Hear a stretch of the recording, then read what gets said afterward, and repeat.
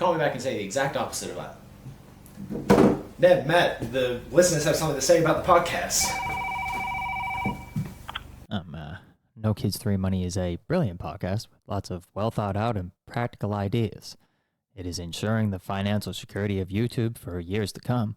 Oh, and the host's personal hygiene is above reproach. Childhood. He really did. Which is true. Means that for us all. Up yours, children. Why does mine look like that? Henry never did. Welcome to No Kids 3 Money, a Simpsons podcast through the lens of time. It's your new favourite podcast about your old favourite show. I am one half your host, Ned. And I'm Matt. And our trusty producer over here, the man behind the ones and twos, the one poking at the computer screen. It's me. I like to poke the He computer. loves poking.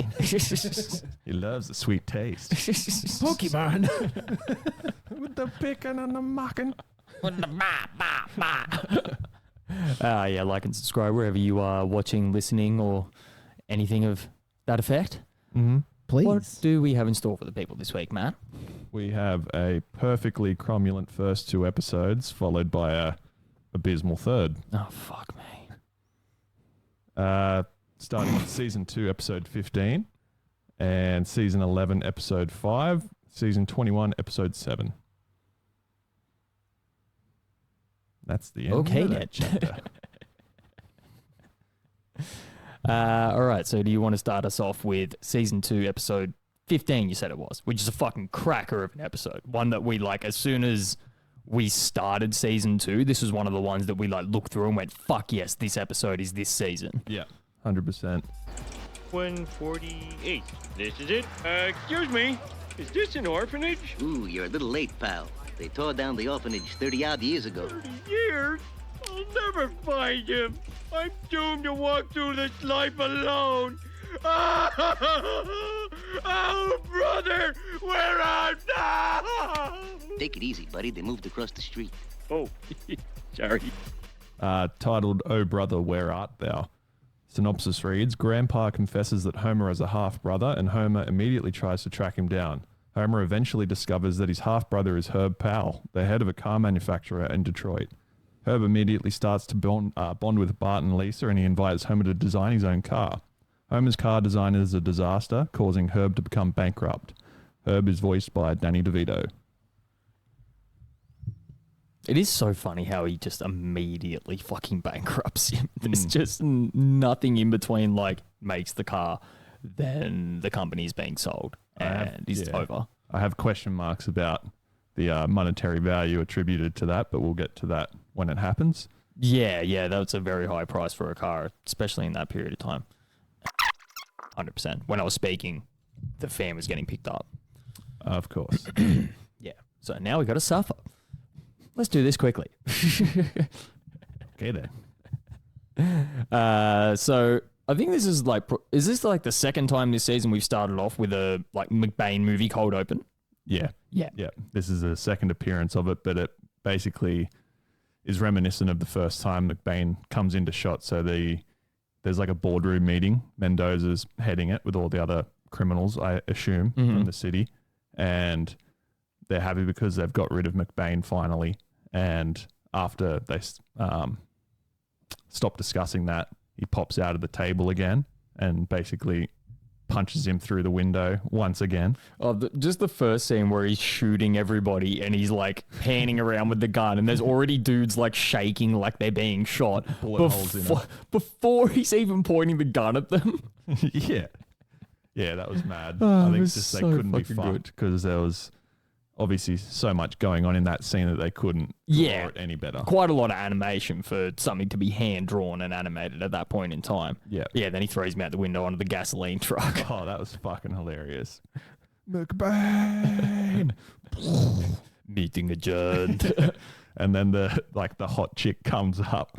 I'm thinking about holding another meeting in bed. Just the pause. In bed.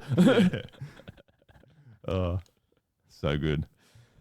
My next note, or question that I sort of had, which I can't even remember what it's relating to now. It's the next scene, obviously, but I can't remember exactly what happens, is how many people has nuclear power killed. So what happens in the next scene? Like after that?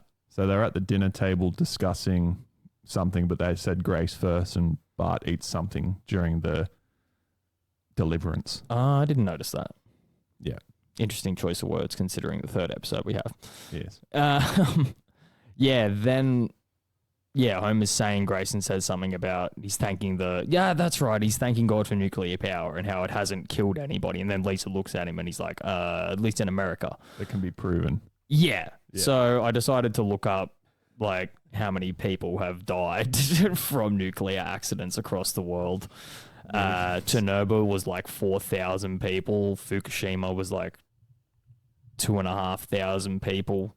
And then there's a couple of other random smaller ones. So actually like less people than you would think. Is that like on the spot deaths? Or On the spot deaths, I was yes. going to say like years later people die from radiation 100%. poisoning. So there's probably heaps that are attributed to it that maybe aren't noted as. But would also deaths. still be harder, to attribute to that kind of, even though it's probably blatantly the cause of it. Yeah. But yeah, those numbers are smaller than what I thought they'd be. Yeah, me too. That's surprising. So technically Homer's not that far off. And he's also not wrong because it doesn't say anywhere here that there's been like nuclear accidents in the States, from Yes, what I can doesn't see. it? Right here, rule 1. My next thing I have jotted down is a quote.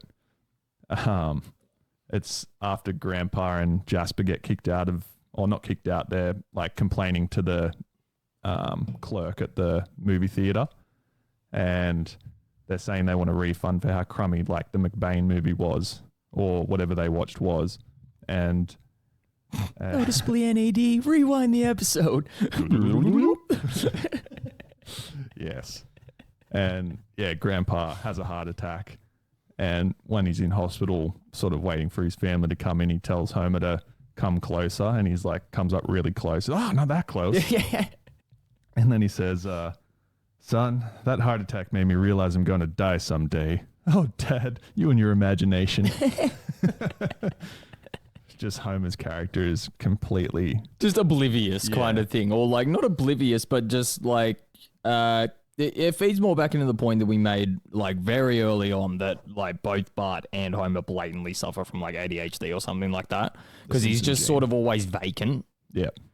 Like half there, like giving it a response to the situation, but not an appropriate one.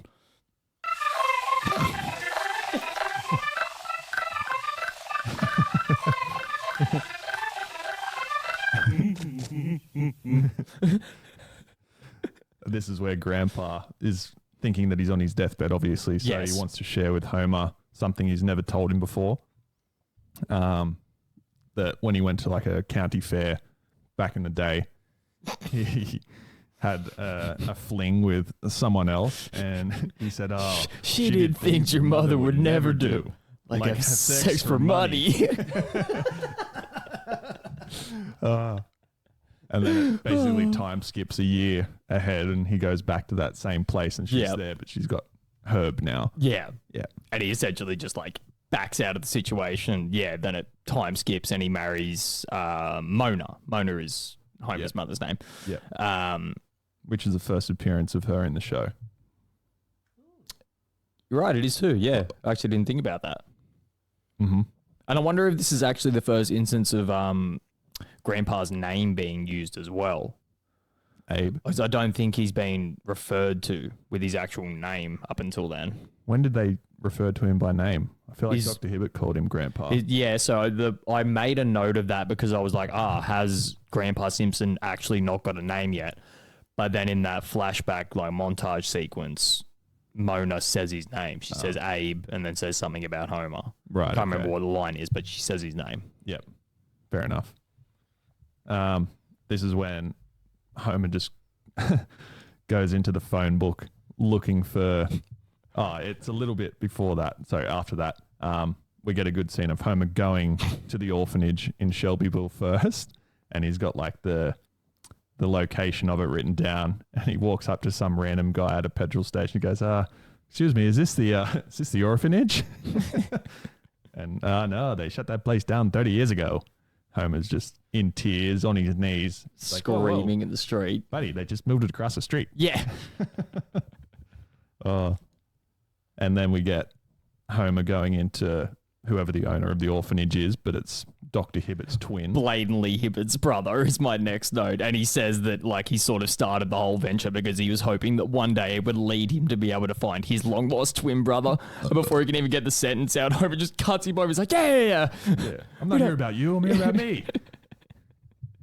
Then that whole back and forth sequence where he's like trying to tell him between the lines that his brother lives in Detroit. Yeah, fucking hilarious. So yeah. I see how it is. Slips him the 20. Detroit. Your brother lives in Detroit. Thank you. Was that so hard? Yeah, then we get the phone call montage scene where it looks like he's calling 100 different people. And he's like, I called all 3 Herb pals. And none of them were him. Did you try that H pal? H could stand for Herb. Which my note is H pal. No, that's too obvious. Let's call him Herbert P. Very nice. There was also a good part in that phone book reading scene where he was sort of listing off a couple of different names in the Shelbyville phone book. Yes. And Quigley popped up. Shout out to our friend Aiden Quigley. Yes. Oh, no, that's too obvious. Aiden Q. Call him A Quigley. And they also do mention a Quimby as well. Yeah, which I'm not sure if Quimby has actually featured in the show as up until this point. I feel like he might have, but the Quimby in reference in the Shelbyville phone book could be Freddie Quimby because that's probably the only other Quimby we see during the show. Yeah, as far as I know. Say it, Frenchie. Chowder. So they're then... Oh, he calls H-Power, which then turns out to be his brother, Herb, played by Danny DeVito, and he invites him out to... I can't remember exactly where he lives, but he invites him out to his place, and they're driving out there. To Detroit. Yeah. We get that great scene of, like, the recurring joke of the, are we there yet? Are we there yet? Are we there yet? And then Marge says they're going to turn the car around if they don't start behaving. And I was like, but Marge, I want to see my brother. Homer, it was an empty threat. Yeah. Yeah, that was fucking mad. Just a fucking idiot. Yeah. Really, like, playing on that card a lot during the early seasons. Yes. Yeah. Yeah, like I said, well, once again, referring to earlier points that I've made, we're really starting to transition completely over to, like, stupid Homer as opposed to, like, angry because he's stupid Homer. Yeah. Like, now he's just dumb and, like, he does still get angry kind of thing, but it takes him sort of a while to get... He's still... all right, that's the wrong point to make. He's still relatively quick to anger kind of thing. But a lot of the time where if you look at like season 1, he would just get angry at everything kind of thing because he didn't understand. But now a lot of the times he just flat out doesn't understand. Yeah. Kind of thing and just misinterprets stuff a lot of the time as opposed to like being like, I don't get that and that makes me angry. Now it's just like, Yeah. which is, you know, like my favorite iteration of the character. Yeah. Just the simplicity of his mind. Yeah, before we, you know, get to season 21. Fuck me, it was bad this week. Anyway. Cuts, like they drive past. Oh, no, that's right. There's like a couple of scenes where like he's getting out. No, he gets pulled over by a cop. Yeah. And the cop thinks he's Herb, who's obviously this like ultimately powerful man, which is funny because Herb is like significantly thinner and has majoritarily more hair than what Homer does. So it's hard to think that they would mistake him for his brother. Yeah. So the cop is just like, oh, sorry, sir, I didn't realize it was you. And Homer's like, no, okay. No problem, officer. On your way. Marge, did you see how I handled that? Yeah. He was cowering in his chair. Then he goes into the urinals at the gas station. The guy's like, I wouldn't think I'd see you here. And he's just like, he says something about like, what are you doing here? What do you think I'm doing here? Yeah. Then they drive past the dealership and it cuts into the boardroom where he's talking to all those executives. Yeah. All the Harvard execs. Yeah, and one of them says like, "Why did you hire us?" Because he's like, "Because I went to the same school, but I didn't pay my way there." And then I didn't write down the first two things where he like goes around the room and asks like why they think the company's failing. But the third guy's just like some sort of gypsy curse. Could be a vague through line to season 21 as well. Which I didn't actually know like.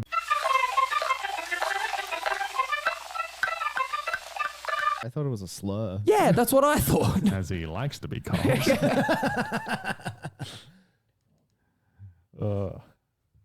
It's the kind I like.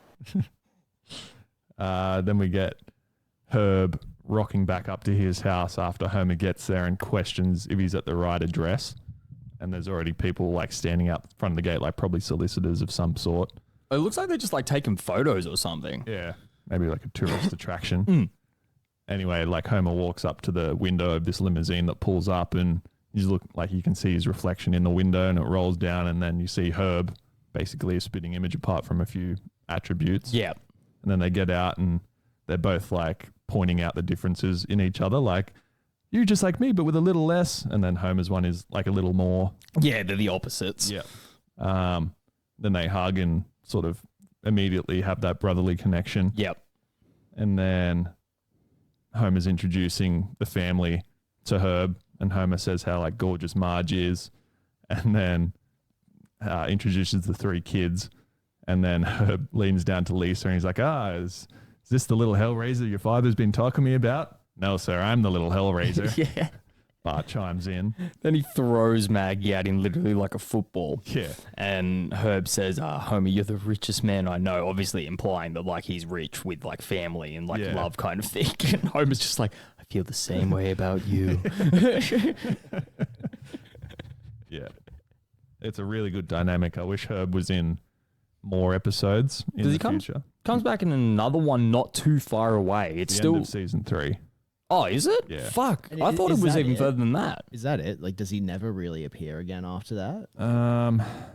Yeah, I don't think so. Because I think the reason he came back so soon was viewers were annoyed at how the episode ended.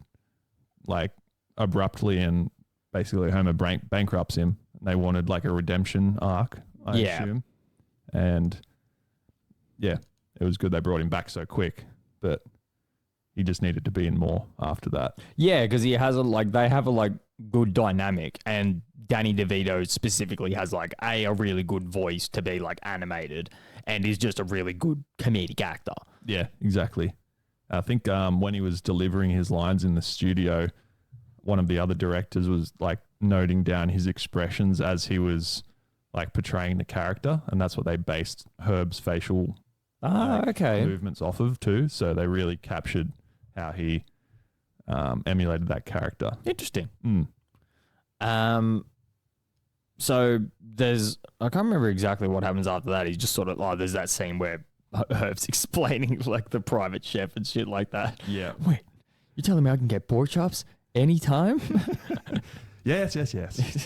Trying to move on quickly. Trying to move on to so many different things, and Homer's just bringing up different situations where he could get pork chops. You're saying at 4 a.m. I have a Christmas morning. And then you get a scene not long later of Homer and Marge in bed asleep, and Homer wakes up and, hello, chef. Yeah, it's me. I got a hankering for it. You got it. Already know. The applesauce. Like he's already had it. Already done it that many times that the chef's like, oh, Homer, he wants pork chops. Wasn't that like a thing recently in a season 2 episode of Homer limiting his It was pork last chops week. to six servings a week. It was last week's season 2 episode. Yeah, okay. Well, that's good. A recurring joke that quickly. I wonder when that falls off as well, because in the later seasons, you don't hear any mention of pork Steak? chops. Money's too tight for steak. Well, speaking of money, my next quote is, and I want to pay you $200,000 a year, and I want to let you. When Herb gets the shits with like his whole staff and figures that he needs an average Joe to build a car because they're sort of disconnected from the median consumer. Yep. Yeah, because they're building cars that are performing well, but maybe not well enough. Yes. Yeah. And they're getting killed by the Japanese market or something like that, which is kind of foreshadowing. Yes. Especially in this country. Like, we used to be one of the biggest car manufacturers in the world, but now we don't at all. The like the make and build of the Homer was what would you say? It was terrible. Yeah, but it was like an amalgamation essentially of 4 different types of car. Yeah, I do get what you mean. Yeah. I don't know what type of cars they are. I did look it up, but I've forgotten. But yeah. You didn't write it down? No, I thought I could rely on my brain, but apparently not. Oh, wait, one was called, it was like a 72 Torpedo. One Never was a heard of Lamborghini. Okay. And two others. But they were sort of just And the like, rest. it was all just like the rage in like the 60s and 70s, like the huge like Yeah. fat body kits and Big back ends with massive wings and stuff like that. Yeah. yeah. Yeah, So the it was back just- end kind of reminded me of like the DeLorean. Yes, that was another thing that it was based off Okay. of. Yeah, which all performed terribly in the long run. Yes. Yeah. Well, not Lamborghini, but yeah. Yeah, all the other ones. Just like all the like, it's like Homer gets like all the most gimmicky, like car models of the 60s and 70s and just smashes them together. Yeah. Which I guess kind of makes sense as well, given like how old he is and what year this episode is set in. Yeah. Because it'd be all the cars that he would have been like, oh, Growing up with. growing up, these look sick. Yeah, you're right. That does make sense. True. And Because then he's, they're perpetually portrayed as the same age, and 36. he's like 36, and this would be in the 90s. So yeah, very early 90s, like 91, 92. So yeah, as a 10-year-old, he would have seen all those cars in like the 70s and fallen in love with them. Yeah, yeah. does make sense. Good call. Yeah, he makes the Cybertruck before the Cybertruck. And yeah, Homer essentially has to explain to all the eggheads what type of car that he wants. He's like, want a big car. Oh, we don't have any big ones. Okay, well, just one with lots of pep. We don't have any cars that have pep. Yeah, that's when Herb loses his shit and decides to hire Homer. Yeah. And then he's in the room with all like the engineers and stuff like that, And- asking a bunch of dumb questions. Yeah, they essentially get him to do like run-of-the-mill jobs like go and get coffee and Yeah, stuff like just that. assistant stuff. And he gets dejected and sort of goes and sits out with Herb and Bart. And Herb goes up to him and asks what's wrong. And he said, oh, yeah, the car's coming along fine. We're just installing the racket peanut steering. Yeah. He's like, Homer, you didn't ask for that, did you? He's like, oh, yeah, I think I did. He's like, Homer, you don't even know what rack and pinion steering is. Yeah. Because you said rack and peanut steering. Yeah.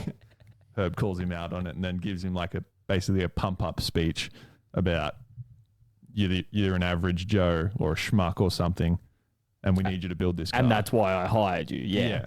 And then he says, Homer, do you know why I gave you this job? And one of the things was, because you think I'm dynamic? Yeah. Another instance of dynamic coming up. Probably one of the earliest too. Yeah. Yeah. Yeah. But they do use that word a lot. I love it, Max. My next note is the callback talking up Homer. I don't know what that's referencing. Oh, yeah. The because there's like a couple of scenes where Homer's like building the car and Herb's taking the family out and about.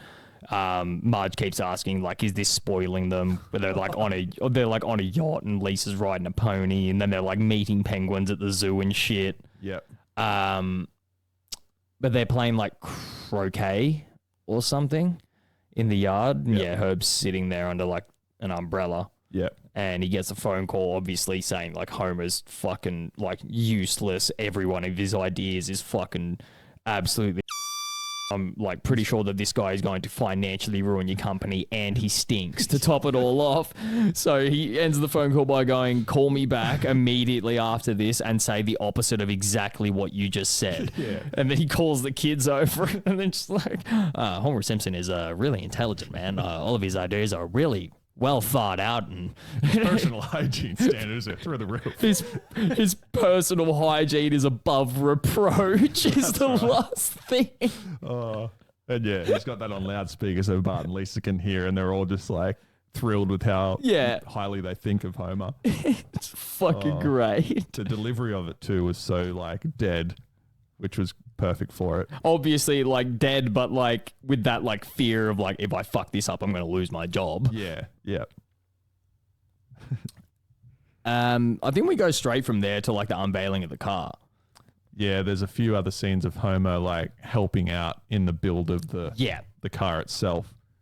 And he's saying something about the bubble dome that ends up being the front of the car, but the kids can kick the back of the seat and be annoying and shit. And one of them suggests an optional second bubble for the kids at the back with, optional restraints and muzzles. Yeah. Which he likes that idea. Yeah. Then we get the weird, like, 90s-esque, car reveal ad, which is just the, like, close-up shot of Homer putting the sunglasses on and saying some weird shit. Yeah. With that, did you hear the music in the background? Or did you read the lyrics? No. It was just this weird, like, ethereal music with the lyrics going like, Homer gets what he wants. I didn't hear that at all. It was fucking weird. It's like driving on a cliffside. Yeah. Yeah. Larger than life. Yes, essentially. There was a quick Itchy and Scratchy episode in there as well. There was, yeah. Yeah. Itchy essentially blends Scratchy up in a milkshake maker and then slides him across the table. Yeah, just slides him down the table to nobody, but just, yeah. In the next scene, Scratchy is visibly sitting at the counter again. Oh, yeah. He is too. Boy, I really hope somebody got fired for that part. And I think Herb changes clothes because he's wearing like a t-shirt Yeah, it's or wide. something. And then, then when he's laying on the ground, he's like in his like suit again. Yeah. It's like, what the fuck? Boy, I really hope somebody got fired for that blunder. I think I had something that that's later. That's later. Okay. Wait, is it? Did I miss that? No, it's later. Yeah, it's later. I don't have any other notes for the rest of the episode because it's relatively quick from here on, which is what we spoke about earlier. People wanted Herb to get a reprisal because they felt like the end of this episode was a little bit rushed, which it kind of is. The car gets revealed. It's obviously an absolute fucking monstrosity, as you can see. Yep. And Herb just collapses on the floor and says that he's ruined. It then just cuts straight to the outside of his factory and the signs being like replaced with whoever he's had to sell it to, which I can't remember who it was. It was a Chinese company. Obviously a like Chinese or a Japanese company, as he was speaking about earlier in the show. Then he gets on the bus, or like Homer says, like, gee, I didn't think I'd make you lose your entire company. He gets on the bus and says he has no brother, and Marge says my favorite thing of the episode. Oh, well, maybe he just said that to make conversation. One of the most heinous things you can say to someone. Homer's obviously like dumb enough to believe that though. Yeah, he is. Yeah. And then Grandpa rocks up at the end in the taxi after saying like earlier in the episode, don't screw this up, Homer, before I get there. Don't fuck up me meeting my millionaire half son. Yeah. And then, Grandpa has like a lot of good things to say about him when he gets out of the taxi. Like, oh, where's that millionaire son that I have? Yeah, and I was like, get in the car, Dad. I'll tell you on the way home. Yeah. Oh, I knew you'd blow it. Just gets back in the taxi and leaves. Yeah. My only other note was like the cost of the Homer to build was $82,000. How did this ruin him if he was going to pay Homer $200,000 a year and wasn't Herb a millionaire? Well, I think how many cars have they produced? I think they sort of established that like the car is their last ditch effort. Right. In the start of the episode where he's like talking about like, oh, how can we turn the company around? Yep. And also like a car back then costing $80,000 is like, it'd be like the equivalent of like something stupid like 300, 400 today. Yeah. Yeah. Still, if he's a millionaire, how would that affect him as badly? I know the company's going downhill and all that, but because you can look like a millionaire without being a millionaire. Yeah. If you bought all those things, like he like could have just been right on the cusp of like losing his house, losing his business kind of thing. I think it's just implied then. Yeah, sort of implied. And like it doesn't like lean too much into it because he kind of only says like we're getting crushed by the Japanese in the market. Yeah. But yeah, it doesn't ever really say at any point in time like, oh, I need this to work or I'm going to lose everything. Yeah. So I think maybe that's why people got a little bit, maybe if they played into it a little bit more, people would have been a little bit more satiated with the way that the ending happened. But even then, it was still really rushed. Yeah. It's like a maybe 2-minute sequence from when the car's like revealed to like Herb getting on the bus and saying he has no brother. Yeah. But also like when the car gets revealed, that's like one of the moments in the show's entire history that's just like burnt into my fucking memory. Oh yeah. It's fucking iconic. Rotate. Yeah. I just want to try and get that. I'm ruined. Just continues spinning. Yeah, we should have got the fucking turntable out. Yeah. Maybe we'll do that later. Yeah. Have it as the cold open. And we never did. It's the kind I like. All right. You got anything else? Try some, won't you? Go ahead, Ralphie. The stranger is offering you a treat. Oh, Daddy, this tastes like Grandma. Holy Moses, it does taste like Grandma. I want more. Yeah, me too. We'll take a bushel or a packer. Just give it to me. Okay, free money. We'll return right now. It sure does. Oh, it doesn't. I got it. All right, season 11, episode 5, titled E.I.E.I. Doe. Synopsis reads, inspired by a cheesy Zorro movie, Homer begins slapping people with a glove and challenging them to duels, with the victims giving Homer whatever he wants instead of accepting the challenge. But when a real Southern gentleman accepts Homer's request for a duel, the Simpsons run off to the old farm Homer lived in with his parents, as seen in the season 6 episode Grandpa vs. Sexual Inadequacy, and breed a dangerously addictive but successful tobacco-tomato hybrid called Tomaco. Just when they are about to gain $100 million from the hybrid, dangerously addicted animals ruin their plan. Homer proceeds to duel only to get shot in the arm. Yes. It's hard to decipher which is the subplot of the two parts of this episode as well. Because you sort of forget about the duel until he goes back and also remembers he has to duel. Yeah, the entire reason why left. Yeah. Yeah. I don't know. It why is we kind left in of the first place. Yeah, it is kind of like two plots that are related to a degree, but also completely unrelated. Yeah. There's reasons that they play into each other, but if you look at them as two stories, they just they don't line up. It feels like two fully different episode concepts. 100%. that they've smashed together. But it does work. Well. Yeah. Yeah. Agreed. I don't have heaps of notes for this episode. My first note is just "bye" in quotation marks. Oh, right. I got a few before that. So it shows the outside of the cinema to establish where they are. Yep. And it has all the up and coming movies. One of them was Face Puncher 4 or something. Yeah, that's the one I have written down. The rest I sort of skimmed through quickly, but nothing else popped out. Yeah. And then it goes to a shot of Marge and Lisa watching whatever it is they're in. Wait, hang on. This is the second episode in a row we've started with a movie. Yeah. Yeah. Didn't even think about that. Through line. Yes. Yeah. It shows Marge and Lisa sitting there watching what looks like a war movie at first. So people... Saving Private Ryan. Yeah. They're coming to shore and getting shot immediately. And then... Which is supposedly one of the, when it came out in cinemas, apparently people that, were war veterans that went to watch it, couldn't watch that first scene. They, walked out of the movie. So, it's fucked up. This is, literally what I experienced. Is it another movie you haven't seen? Well, once again, another movie I haven't seen. It's every movie. That is I got yelled at by said French guy we were talking about before for not watching Fear and Loathing in Las Vegas. That's a fucking great... You'd love that movie. I know.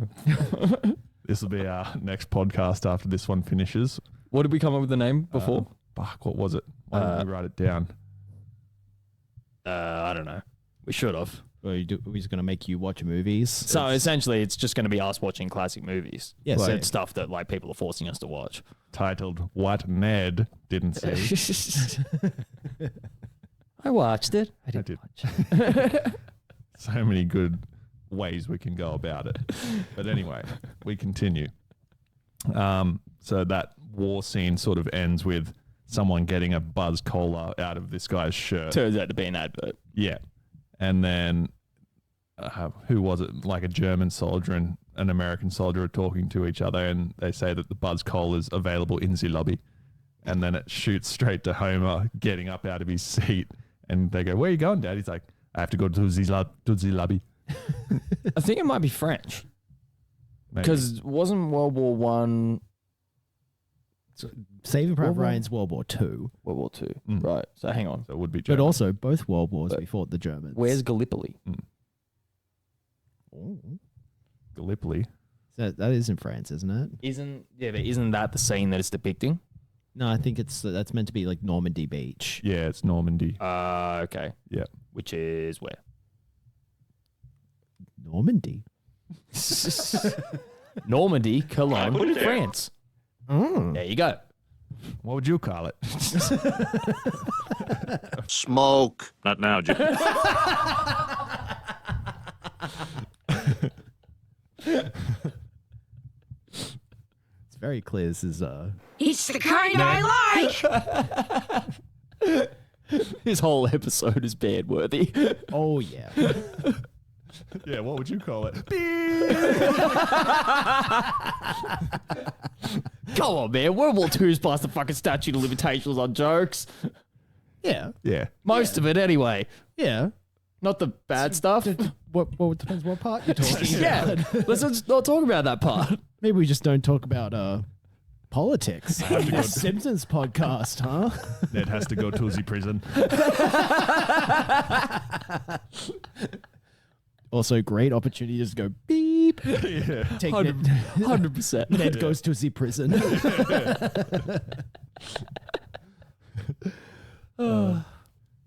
Right. Anyway. Cut around that one, Ned. Enjoy. It will be your last.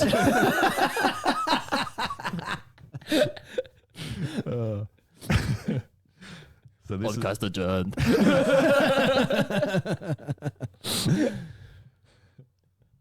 Oh, fuck. How do we get back on track from here? I don't know. I think it's over. It can't be put back on track.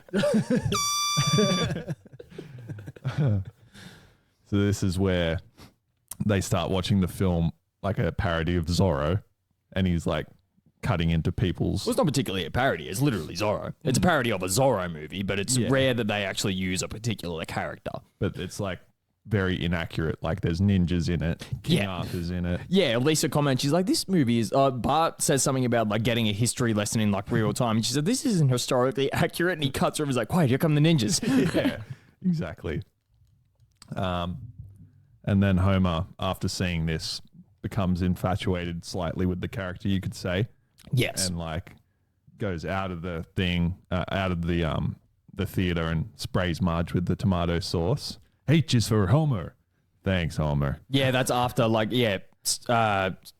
Snake bumps into him and says like, out of the way, Q-tip. So he slaps him with, I can't remember where he gets the glove, but he slaps him with the glove. Yep. And says the line from the movie, like, do you accept the challenge or are you a coward? And Snake runs away. Would a coward do this? Bye. Yeah, then he covers Marge in the sauce. She's just like, thanks, Homer. Obviously furious, just like this fucking idiot. Yeah.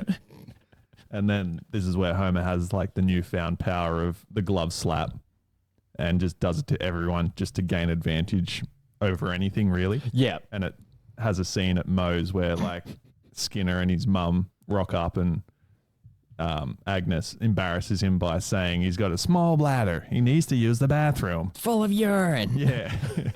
And then Moe says, it's, the bathroom's down the hall, just past the heavyset guy. And then Homer says, who are you calling heavyset? And Moe says, well, you know Tommy Tune, but... And then Homer slaps him with the glove. Slaps him with the glove. Yeah, Moe sort of cowers and he says the line to Moe again. And then Moe's like, just have a free beer. You've never given anyone a free beer. I ain't never been slapped by no dueling glove before, neither. And then you get the montage of the B-52's Love Shack song. Which is once again another, like, obviously, like, parody kind of thing. But I'm pretty sure that is the B-52s. It is, yeah. Yeah. Yeah. So they would have paid... They would have paid a lot of money in rights, like for this episode, to use like the actual character of Zorro, and then to pay B-52s to remix one of their own songs. Zorro would 100% be in Creative Commons, so that's... You reckon? Yeah. Yeah. Okay. By that period of time? Yeah. Okay. Yeah. enough. It's based on a very, very old book.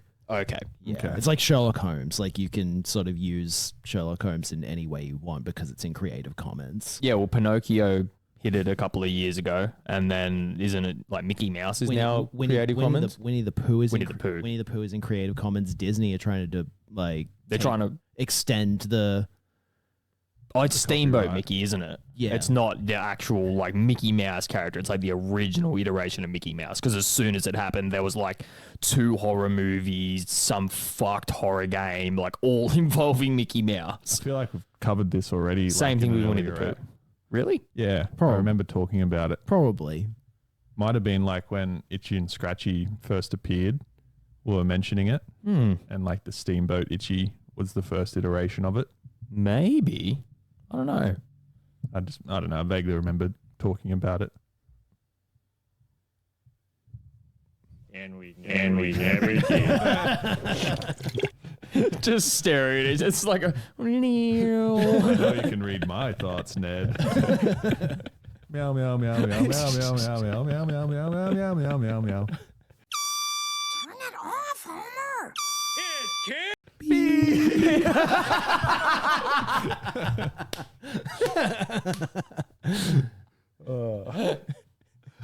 Oh, this entire fucking episode. Bro, you're just gonna have to like censor anytime you talk. Yeah. This episode. Fucking, it's not my fault, all right? It is directly. Are you ready? Are you ready to be? I do too much concreting to talk to society, okay? Mr. Simpson, no! But it'll be funny. Yes. So, like we were speaking before, he does like that montage B-52 song, and then it sort of like fades out as he's walking in line at the Quickie Mart and he's slapping all those people. Out of my way, I challenge you to a duel. Hi, Lenny. Smacks Lenny. Yeah. Then he smacks the Colonel, who's obviously like a takeoff of Foghorn Leghorn. Yep. And he speaks exactly in that manner, like, sir, I say, sir. Yeah. Yeah, which we can't talk too much about Foghorn Leghorn either, because we can leave that one in. Yes. Just no more. This is when the Colonel rocks up in his like Confederate minivan thing with the flag on top. Yep. And then he like Homer's cowering, saying, "Oh, Marge, I saved you. Now you have to save me." And then Marge says before something about that, the his Colonel's wife. Yeah, his wife gets out of the RV, and Homer's like makes that noise, like "Row," whatever the fuck it is. Yeah. And yeah, then he says that line of Marge. When did he save Marge? When's he referring to? Out of the movie theater. Oh, right. Yeah. Yeah. I saved you, so now you need to save me. She's like, why don't you get the Colonel's wife to save you? Yeah. Marge, that's in the past. Just let it go. Then they basically pack up shop with Homer hiding behind like a dead Christmas tree that Yep. Marge and the kids are taking out. And the Colonel offers to like shoot it into smaller pieces. He offers to carry it first because he wouldn't be a Southern gentleman if he didn't. She's like, no, I've got it. Well, at least let me shoot it into smaller pieces so it's easier for you to carry. He's just got a comically large gun too. It's like a full like 1800s like pirate Dual and pistol. Yeah, polishing it up too. And my next note is like Homer rings Flanders about if the Southerners are still out the front of his house. And he said, Flanders goes, oh, yep, they look like they're hunkering down for a long stay as well. And they're like putting up a wind chime and shit like that. And then Homer goes, about to deliver a heartfelt speech about like really liking Flanders, but the operating thing goes out of time. To continue speaking, please deposit another 10 cents. Screw it. Funny because like that dynamic happens between like Smithers and Burns a few times as well, like about to tell each other like that they love them, or mainly Smithers to Burns, and something gets him like cut off. Yeah, either cowers or something else comes up. Yeah. So then they're like driving. Oh, that's right. He's like speeding behind the fucking hay truck or something, and they ask him like. Do you know where we're going? And he's like, no. Well, why are you driving so fast? Because I'm trying to think. And that's sign hits him, and he realizes that they're out near the old farm. Route 9. Yeah. Then they drive. Oh no, hang on. Yeah. Then they drive in, and he jumps into the weeds. Yeah, all the long grass. Yeah. Race to the swimming hole. Bring the youngins. Yeah. There ain't any leeches, and then you hear like a rattlesnake. Watch out for snakes, though. Yeah. Keeps going then, and then Homer and the kids are like walking up to the front door, and you can see their shadows appearing, and he goes to knock, and the front of the house just falls in. The door, like he goes to, I think he hits the door once, and it just goes, just falls straight in. Yeah. They kind of decide that they're going to stay there and attempt to grow food. Yep. And that's where we get this fucking great line, which I'm going to use for this. Our game shows are a little different from yours. Your shows reward knowledge. We punish ignorance. I'm positive you're going to get because we both pissed ourselves laughing at it. I'll dig an outhouse. I'll weed the floor. I'll repress the rage I'm feeling. The crooked smile. Facial expression is so fucking good. Yeah. I've never seen that before. It's absolutely perfect. Reminds me of like the technical difficulties sign that comes up when there's something wrong with the TV, and it's like the drunk looking dude with like the zigzag mouth. He's like operating the camera. He's like, yeah. Marge looks like that. It's fucking hilarious. It's so fucking great. Perfect use of a quote and a visual gag at the same time. Yeah. All right, I'll find a quote that I have left. It can even be a boat. You know how much we wanted one of those. We'll take the box. We'll take the box. Hop in. We'll take this Bruce Moose. All right. But Dad, the tobacco company are responsible for millions of deaths a year. She's right, Dad. They can afford a lot more. I think Lisa goes to say something else. I can't remember what she says, but Marge cuts her. I agree with Lisa. We should take them for all they're worth. Yeah. Lisa's right. Let's take them to the cleaners. Yeah. So I didn't get it, but close. Yeah. It's like the voice of reason has finally left Marge. Yeah. When money's involved, and that happens on more than one occasion as well. Like when Bart gets hit by Mr. Burns, like gets run over by Burnsy. No, she's like pretty like morally sound in that episode, but there is a couple of others like times I can think of. The Bobo episode, that's what I'm thinking of. Yes. She asks like how much they're going to get, and then we'll make him double it. Yeah, and everyone sort of looks at her. Yeah. What? I'm allowed to be greedy once in a while? Yeah. Yeah. I love those little cut-throughs of Marge's personality. Like, breaks it up nicely. It kind of sort of alludes to the fact that, like, that's really who she is. And a lot of what she is energy expended towards hiding that. Not that she's, like, a bad person kind of thing, but even good people have, like, tendencies and stuff like that. Yeah. Yeah. Especially people that are like, it's like like Flanders would be a better like iteration of it kind of thing. If you look at it's the hurricane episode where he loses his shit and goes insane. Yeah. So people that are like sort of masking the repressed rage. Yes, exactly. Where it's born. My next quote. Go get Lassie. Who? I meant Lisa. When the tractor falls on him for the first time. I think it falls on him like 6 times. It's so good. My favorite one is when the dude next door is like, "Hey, have an ear on me." Throws the ear of cord at the tractor and it just falls straight on him. Falls backwards as well, not forwards. So good. The physics do not work, but it's fucking great. Yeah. And then they're like trying to grow things, but it's not actually working. I think Homer says something about like giving up. Or, no, somebody says something about we should give up. And Homer's like, that'd be the coward's way out. Bart's like, wasn't skipping town in the first place the coward's way out? Very true. There was also a scene where, like, the other farmers were making fun of the Simpsons residents not being able to grow anything. Yeah. They said, look, boys, it's up to our eyes.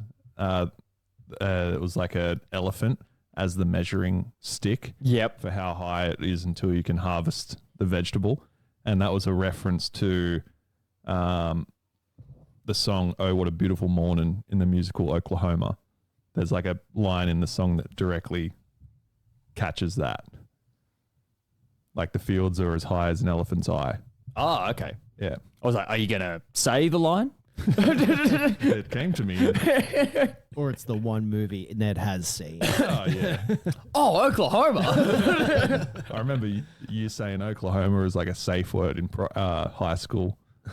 Remember, like, crabs shot you in the Weren't ass? you? No. Weren't you in that class, that English class? No. I swear you were with the Smoke. Not now, Jerry. Yeah, no. I can't remember her name. Miss something. I used to have Mr. Langford and Miss Van Danzig. They're the only two I can remember. Anyway, I can't remember what we were doing, but for some reason, somebody shot crabs in the ass with a pen gun. Yeah, and it was filmed. Yes, Or, and it was with a sharpened skewer. Yes. So it like went into his ass. Yes. And then he was saying Oklahoma. Yes, as a safe word for some I think reason. you put it up on like YouTube. It should be on YouTube. Yeah. Yeah. Not related to this. Yeah. Beep. Fuck. And then, Homer devises the plan of how to get any crops to grow. So he goes to the seed shop, I assume, and gets You've seen the sign up the top, right? that was this one. Yeah. Yeah. Formerly- Sneed's, it's something, Sneed's Weed and Feed, and then it says formerly Chucks. Sucks and fucks. Yes. Yeah. Yeah. That's a good sign gag. I forgot that was in this episode. It's probably the most egregious sign gag. Definitely. Homer comes up with the plan of getting plutonium to radioactively grow his vegetables really quickly. And it goes to Homer ringing Lenny at the power plant. And you hear Lenny first. Isn't plutonium kind of dangerous? Pauses for a second. Yeah, you're right. It's not. Yeah, you're right. It's not. Ships it to Homer, and then there's that scene of Lenny posting it in the outgoing mail, and Carl's there and says, you're posting some mail, eh? Yep. Well, see you tomorrow. High five, and just walks off. Carl says, I'm like, I might post some tomorrow. Yeah. Yep. And just high five. Yeah. Just a real dead scene. Yeah. Yeah. Yeah, they look at each other and they both shrug and then walk off. Yeah. It's probably meant to depict what conversations you might have with an employee at work that you don't necessarily talk to all the time. Yeah. Yeah. Our next part, Homer showing the family what he thinks the vegetables are going to look like. So they're waiting at the front door the morning after Homer's put all the plutonium out, and he says, you might want to crane your necks upwards now to save time, thinking the fields are going to be mutantly high. And they all go up, and there's just nothing out there. What are you doing, Neddy? And then they're looking around for any growth, and Lisa finds a couple of sprouts that are coming out. Oh, did you say the quote before that? The one, crane your necks upwards. Crane your necks upwards to save time. Yeah.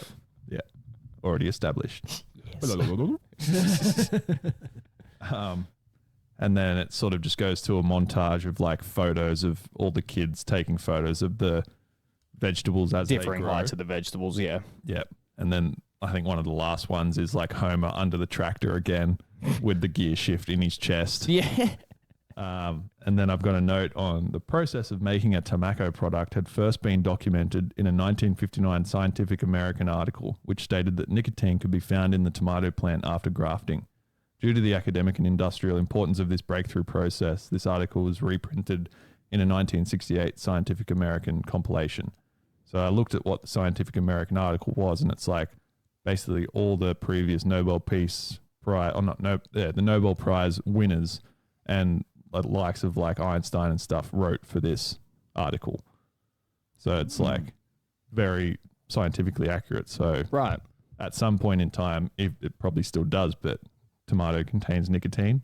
Yeah, they both apparently come from the nightshade family or something like that. Okay. Which means that they are able to be cross-pollinated. Very cool. He's a scientist. You know this, but you haven't watched any movies. Autism. True. And then we get the scene of Homer putting up the stall on the side of the road. Yep. And Bart's trying the tobacco for the first time. Or that might have happened just No, previously. he's already tried it, because then that's why they put up the stall, because they figured that, I can't remember what they say about Bart, but he's just sitting in the back. It is nice to see Bart eating his vegetables. He's just yeah. Stifling down these tomatoes. Which are full of tobacco. Yeah. Which you shouldn't be fucking eating. No. Disgusting. Oh, it's he's blatantly dying. So then Wiggum turns up with Ralph, and Homer offers him to try. Go ahead, Ralphie. A stranger's offering you a treat. Police chief telling his son to do that is fucking hilarious. Yeah. And then he bites and he's like, "It tastes like grandma." And then Wiggum tries it. This does taste like grandma. I want more. More. Yeah, me too. Yeah, give me a bushel or a packet or just give it to me. Just give it to me. Just couldn't give him money faster. Yeah. He's just going through that many fucking options in his head. Yeah. I think it's then Yeah, so like a sort of a lineup's happening. Marge is trying to sell mincemeat pies. Don't forget your mincemeat pie. You're scaring away the customers, honey. Yeah. Then the tobacco like lobbyists turn up, and it's another scene of like the Simpsons just blindly going with strangers. Yeah. Would you like your family to take a ride with us? And we're just like, yeah. Yeah. No questions asked. So they're in this giant ass limo, and they get offered $150 million. Yeah. And then that's when we get like the quote that you use for the game before they go into the bathroom of the fucking limousine, which is crazy. Yeah. Which has a smoking sign on it, like you're allowed to smoke in there. And Homer walks in, he says something about like Mindy and Emil. Just sharing gossip about what was happening around the table that he like I think saw. I think there's something going on there. Homer, what about the $150 million? Oh yeah, let's take it. And like everyone at that like table had an ashtray in front of them as well. Just like couldn't promote smoking anymore if they tried. Smoke. Yeah. Are you smoking yet? No, Larry. Maybe that's a good use for our beep as well. Smoke. Yeah, actually, I think that's a fucking gold one. Fucking hell. My next note Different is ones just, for different episodes. Yeah. They then ask the company for $150 billion, and then they just Immediately get thrown out of the car, out. and they're back at their like farm, and all the crazed animals have eaten all the crops apart from one. And Homer's like fighting it out of a cow's mouth at first, and then they hide back in the little barn after that, and that's where all the animals start like breaking in. It was just that great back and forth between Lisa and Homer, where Lisa's like, we need to destroy this plan. You're unleashing such an evil onto the world. And Homer's like, I'm only one man. There's not much I can do. And Lisa's like, just destroy the plant. But how? How would I stop this evil? She's like, just fucking burn it. Yeah. And then, all the animals try and break in, and the last thing to poke its head through the wall is the cow. Tobacco! And then he ends up just throwing the plant, and then Mindy catches it, and then hops back on the helicopter. Thanks. Yeah. She's like on the helicopter and like high fives with the head executive about the catch. Yeah. The pilot leans back and says like, we're carrying a little bit of extra weight. Yeah. And the fucking rabid sheep just pops up behind him. Chopper goes down and explodes. I think I read somewhere that that's like a James Bond reference or something like that. Yeah, okay. Yeah. And the sheep's completely fine. Just bleats and skewered. jumps away. Yeah. Then we get just the Simpsons sort of pulling up into their driveway. And Well, I wonder why we left in the first place. The guy's just sitting there with the gun. Yeah. Don't. I think that's actually kind of like a really clever way of doing like the two plot 100%. structure, where it's just like it's like totally derailed from what it originally was doing, and it's just like, oh wait, Yeah. Literally, like, what the fuck were we doing? Oh yeah. Yeah. And like those people are just waiting it out as well. The Southerners just They've been there for several weeks, just like, well, we'll come back and I'll shoot him. Yeah. Yeah. I got nothing better to do. And then they're sort of walking apart, 10 Taking paces, the 10 paces, yeah. And then he smells Marge's mincemeat pie. He's Gets like, all distracted. I say, is that mincemeat pie I can smell? And then Homer's like, Hey, we drooling or what? Oh, where are my manners? Just turns around and just wings him in the arm. yeah. Dad, this should be one of those things that you need to go to the hospital for. After pie. Yeah. That was a good way to end it. Nice and quick. Yeah. Double, bubble, boil, and trouble? Today, Springfield will see its first witch trials in 12 years. Oh, I think I see the witches now. This reporter has never encountered such disfigured crones. We're not the witches. Oh, well, then you must be victims of the witch's hideous curse. You didn't think I was so hideous that night we made out in the back booth at the seafood hut. We all did crazy things on 9/11. Ah, here come the witches. Well, turns out it can be turned off. We're working on that one, dipshit. All right. It's part of Stream Deck. The roadcaster hates the stream deck. Should we just get rid of this season 21 episode now? Just bowl right through it. Yeah, fucking, yeah. Let's just get this out of the fucking way. Are you ready to laugh? No. No, let's not even. Got to improvise with no sound deck. Let's not even make that fucking joke. All right, the first two, like... You don't want a synopsis? Or the title? Who gives a fuck? Rednecks and Broomsticks. Synopsis reads... Yeah, what would the synopsis be? Please tell me. Beep. As the Simpsons drive home from a vacation, Homer loses control of the car and it lands in a frozen lake. Cletus rescues them, and he invites Homer to taste his moonshine. Bart and Lisa play with the Spuckler children, and Lisa gets lost in the woods and encounters 3 girls who are practicing Wiccans. Lisa is invited to join their coven, but they are all arrested for witchcraft. They cast a spell, and some townsfolk are temporarily blind. Although they are acquitted, the townsfolk decide to drown them. However, Lisa proves that their blindness was caused by Homer and Cletus throwing their moonshine into the river, the source of the drinking water, because they thought the police were coming to arrest them instead of the Wiccans. The girls are released. God, it even sounds awful. It is fucking awful. So, like I said, there was a couple of like decent like throwaway jokes that were in it, but the entire concept of the episode just pissed me off. That first sequence where they're like the bonket thing is in the car is actually pretty like decent, especially when he like Homer throws it out the window and then it like cuts to another car where another dad is sick of hearing one and he throws it and it lands back in the Simpsons car, so they're fucking ready to use it again. Or my first note is like the batteries start dying and they're like, oh, you know, it's finally going to die. But it's like, don't worry, we can plug it into the car charger. And it's just like, even worse. Immediately sped up. Then it cuts to what I'm pretty sure is like a recreation of a scene from Bambi where he's like running on the ice. So the reason they're on the ice is because the bonket thing that Homer's crushed at his feet is like stopped him from being able to brake. Oh, and that's he was right. going to run head on into a truck, and they swerve, end up on an iced over lake, and then before the car comes into the scene, you see Bambi and like a little rabbit like playing around, hopping and jumping, and Bambi jumps onto the ice and like splats out. And it's trying to get back to its feet, and then the car just fucking plows through Bambi. Just fucking nails him. Yeah. Just flies into the distance. Yeah. It was fucking great. Bambi dies in this one too. Probably another movie you haven't seen. It's Bambi's mom that dies, not Bambi. That's right, Ned. No? Is that better? Yeah, there's no squeaking anymore. All right, slightly. Anyway.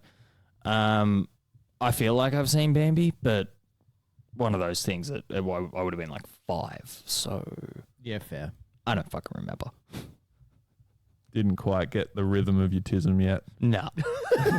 Nah. I think the my favorite childhood movies were Jungle Book and Lion King. Yeah, okay. I love Jungle Book too. Both certified bangers. Yes. Yeah. Never Ending Story was in my library as well. Watched that so much. And there was another really good one, Honey, I Shrunk the Kids. Oh, loved that. And then another shrinking movie was Indian in the Cupboard. Did you ever see that? Yeah, I remember that movie as well. That was fucking mad. Haven't seen that. Yeah, I remember loving that movie. Surprised. I remember watching that movie a lot as a kid as well. Yeah, it was sick. So what do you have before I start getting angry? So after Bambi gets nerfed, that was my note. Bambi gets nerfed because mine is Bambi gets wrecked. They're taken back to Cletus's house, and one of the kids says, Mom brought home these boom potatoes from wherever. And it was like a grenade. I thought the use of boom potatoes was a nice... It was a nice joke. Grenade. And then it just goes downhill from there. It started to go downhill. All right, so Cletus has a really fucking annoying voice when you have to hear it for more than a line at a time. Oh, it's so dumb.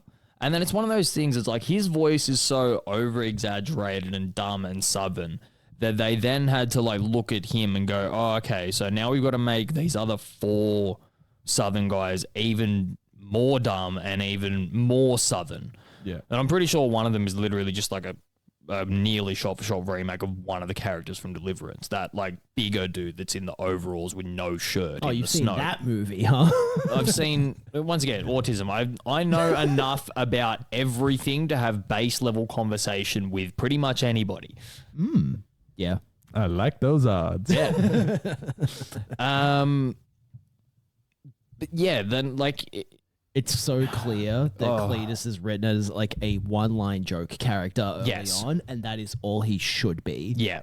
It's like a lot of these episodes, especially in season 2021, where it's like they have entire episodes based around them, like episodes fully based around like Mo or Patty and Selma, or like in this case Cletus. It's just like these characters are funny for a single line delivery, a single punch line, and that is about it. But even they realized in this episode that they couldn't do that for an entire 20 minutes because it then has this other subplot of Lisa getting involved with these like Wiccans or something like that, which is another fucking stupid idea to me. I feel like before we get way too far ahead, like you've obviously given a synopsis, but maybe we just run through like the rest of the episode quickly. So yeah, Homer is like a moonshine connoisseur or something like that because that's what Cletus is doing out in the fucking woods with all of these people. So he's going around trying all of these different moonshines. Meanwhile, Lisa gets lost, then finds the Wiccans or whatever, and is skeptical of them at first, but has a pipe cleaner fucking art project due the next day. Goes to school, and then Miss Hoover ends up mysteriously sick. So she sort of thinks, oh, maybe there is some like credence to this. Was the relief teacher the crazy cat lady? No. Oh. Don't think so. It was meant to like roughly like look. I think it was just sort of meant to be some random old lady that looked kind of like witch-like. Yeah. Then she goes back. I can't remember what happens in like the middle scene because it's just really a bunch of montages of Lisa getting like a little bit involved with that or doing some research or whatever it is. And Flanders sees it. That's right. Yeah, Flanders sees it and calls like a witchcraft fucking. Just as I thought, her Buddhism has led directly to witchcraft. Yeah. Yeah. Which is surprisingly one of the funnier lines of the episode. Yeah. Like I said, I can't remember exactly what happens in like the direct middle of the episode because I think there's just that montage of Homer going around and trying all the different moonshines, but there's a bunch of weird shit happening in some of the other scenes, but there's too much stuff going on to actually focus on what's happening. It's another movie reference. I was assuming so, but I didn't know what it was, surprisingly. From Sideways. Oh. Okay. So it like split into 4 screens and it shows different parts of their adventure. Yeah. So is it then after that they're at like the midnight party or whatever the fuck it is with all the moonshine, and then the cops come into the forest and they think they're looking for them, so they kick all their stills into the river. Yeah. Turns out the cops were actually looking for the Wiccans. Yeah. Then we do get one of the only good scenes of the episode with Kent Brockman and Patty and Selma. Do you have any of that written down?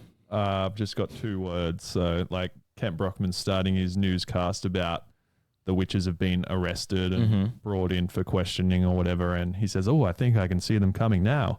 And then Patty and Selma walk into the scene and say like, we're not witches. And then he says something about them being disfigured crones. I can see the disfigured crones now. And they're like, we're not witches. And then he says something about them being hideously cursed by the witches then.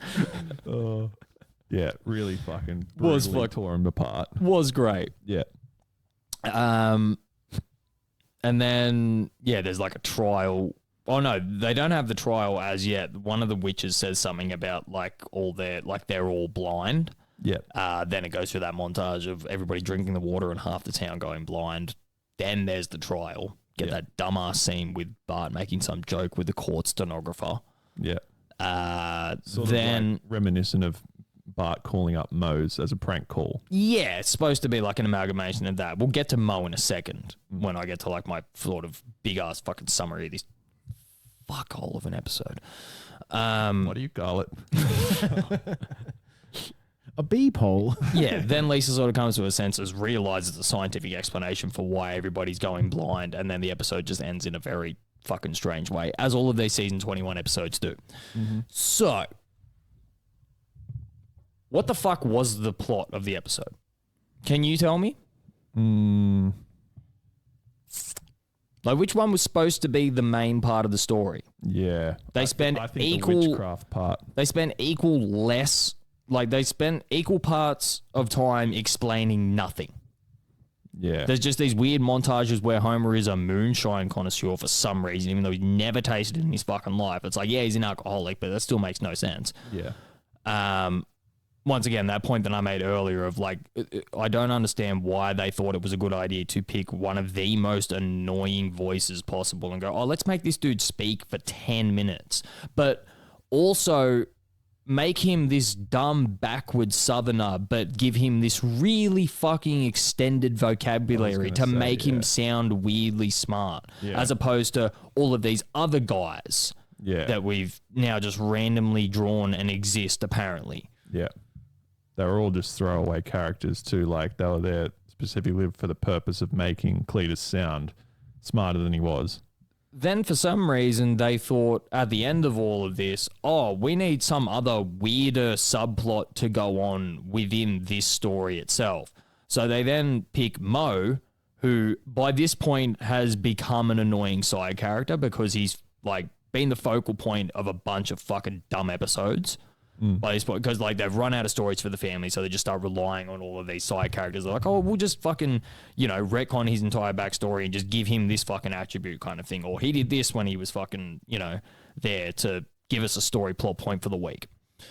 So he's standing there like being weirdly dejected or something like that. And he's upset that the mob isn't going to take like their fury out. But there's something before that as well. Something about him, like it's weirdly like sexual. I can't remember exactly what it is. Oh yeah, I've got that written down. So he like rocks up to bring like Homer back to Moe's, the bar, because he's wondering where all his usuals have gone, and he's got the guns cocked at all the hillbillies. Yeah. And then they cock all their guns at him, and he puts them away, and then he says something about hillbillies like doing weird stuff to people when they come into contact with Which them. is the Deliverance reference. Yeah. And then Moe's in tears before he's about to ride away because he's upset that they weren't going to ravage him like in Deliverance. Yeah. Yeah. That's what we resorted to. It was fucking strange. Yeah. And then we get that other scene that you were explaining at the end of the episode where they formed an angry mob because the witches were proved not innocent, but they've taken them out to the river and they're going to drown them like 1800 style. Yeah. Which is legitimately what they used to do. They used to like say that shit, like if the witch survives, she was a witch. If she drowns, then she was innocent, which is the most fucked way to do things. But anyway, there's that like sequence where they figure out, like Lisa explains that it was the moonshine in the water. Homer goes and tastes the water and it's moonshine. Confirms. Which for some reason doesn't send him blind but sends everybody else blind, which also makes no fucking sense. Because I'm pretty sure Barney's blind. Which is like, if you're going to go by the metrics of like, oh, Homer drinks a lot. It's like, yeah, well, this dude's the town drunk and he's blind. So by point of logic, doesn't matter whether it's a cartoon. It's like, this is your logic that you've established in your cartoon. This dude drinks more than this dude. Boy, I really hope somebody Still got fired. Still for nothing. that. Anyway, I'm getting too bogged down in the point. Mo then says something about like the mob being a good mob and he wants them to get angry about something, but I can't remember how he makes them turn on him. I think he just starts like bad mouthing them. Yeah. Something like that. And then they say something about, let's kill him because he's a weasel. And then he's all excited because he's going to get fucked up. Yeah. So does Mo have like torture fetishes? Is that what we're trying to establish in this episode? Just a gimp in his personal life. And I feel like just the whole episode is just a clusterfuck because they spend so much time with that, Cletus storyline, but fucking 7 minutes into the episode, after he's spoken for most of that 7 fucking minutes, he doesn't speak again for the rest of the episode because they sort of realize, oh, this is fucking annoying even for our standards. Yeah. So we now need to just completely like subplot this to this other fucking thing and then have slight ties back to it.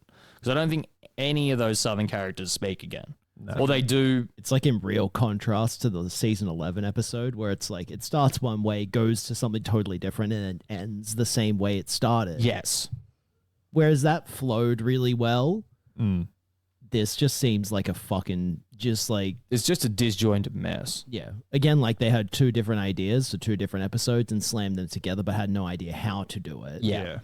And like they vaguely tied them together in a way that you could say is passable, but it's like there could have been so many other better stories associated with like, I don't know, I didn't have too much of a problem with the whole Lisa thing, but like just the use of Cletus as a fucking character for more than a minute is unbearable. Yeah. And I don't understand why they ever thought it was a good choice. Yeah. Hopefully they don't do it again. Yeah. And I'm sure I'm going to be subjected to this soon. Forever. Probably. There's going to be an even worse character that comes up and it's like, why? Cunts. Fucking why? There'll be a Marge-based episode when her voice goes really downhill that we'll have to deal with for 20 minutes. Poor Julie Kavanaugh. Just let her rest. It's over. Stop. He's already dead. All right, well, you got to get out of here. So, have you got anything else? No. Well, fuck that season 21 episode. It stinks. Yes, Mr. Nebwood. Everything stinks. But the rest of it was really good. Yeah. Yeah. You can find this podcast on Apple, Spotify, YouTube, never Instagram, apparently. Literally. Yeah. Still can't explain that one, but we'll figure it out. I'm trying. We'll speak to you guys next time. Bye. You're not mad at me, are you? So we asked ourselves, who's behind the badge? Police? Cops? Police cops. Yeah. Well, see, the thing about that is